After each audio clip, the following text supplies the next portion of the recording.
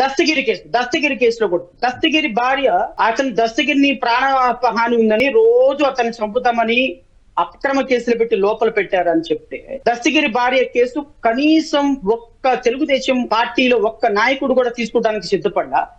ఈ రోజు ఆమె ప్రాణ భయంతో నా దగ్గరకు వస్తే ఆ భర్త కోసం కేసులు వేసి ఆ భర్తను రక్షించి ఆ భర్త కోసం ఫైట్ చేసుకున్నాను నేను. అంటే తెలుగుదేశం పార్టీ ఆవిడని కూర్చోబెట్టి గంటలు మాత్రం మీడియాలో ఇంటర్వ్యూలు తీసుకుంటారు.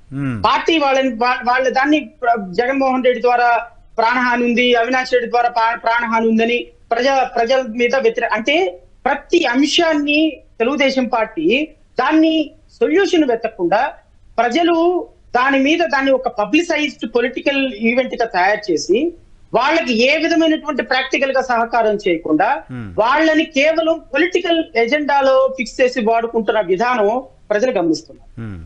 ఇప్పుడు మీరు అడిగారు చూశారు సునీత రెడ్డి గారి అంశం, లేకపోతే షర్మిల అంశం. షర్మిల, సునీత, జగన్మోహన్ రెడ్డి వీళ్ళ ముగ్గురు ఒకటే. పిచ్చోళ్ళు ఎవరు అంటే వీళ్ళని కూర్చోబెట్టుకుని డిబేట్ లో కూర్చోబెట్టుకుని మాట్లాడేవాళ్ళు. రేపొద్దున షర్మిలకి రేపొద్దున ప్రాపర్టీస్ సెటిల్ చేస్తానంటే షర్మిలకి 5 నిమిషాల్లో విషయం సమసిపోతుంది సార్.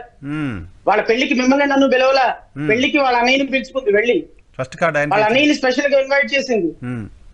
రేపొద్దున మాట్లాడుకునేది వాళ్ళే. రేపొద్దున వాళ్ళ హస్బెండ్ తోటి ఈయన మాట్లాడి చెల్లెమ్మ నీ ప్రాపర్టీ నీకు ఇస్తానంటే 5 నిమిషాల్లో సెటిల్ అయిపోతాయి ఇష్యూస్. ఇదంతా కూడా పొలిటికల్ ఎజెండాలో ప్రజలను పిచ్చి వాళ్ళని చేయడానికి ఆడేటువంటి ఒక డ్రామాలే తప్ప నరసింహరావు గారు వీళ్ళు ఎవ్వరికి కూడా ప్రజలకి మంచి చేద్దామన్న ఆలోచన లేదు.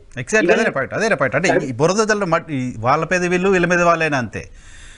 ఇష్యూ ప్రజలకి ఏం నష్టం జరుగుతుంది, వాళ్ళకి ఏం లాభం చేస్తాం, ఎలా వాళ్ళని ప్రొటెక్ట్ చేస్తాం. కరెంటు ఛార్జీల గురించి మాట్లాడడం ప్రతిపక్షం నాకు కనపట్లా, రోడ్ల గురించి మాట్లాడడం కనపడట్లా, ఈవెన్ అమరావతి వస్తే మళ్ళీ మేము చేస్తాం అనేది కనపడట్లా.